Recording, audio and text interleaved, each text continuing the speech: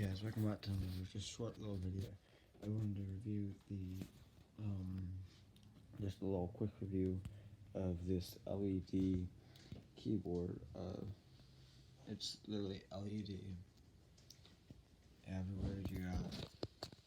This is just mainly all your green, you got your red, you got like your purple, and then you got your blue. This is a pretty good use for a keyboard, but I mean, I don't think that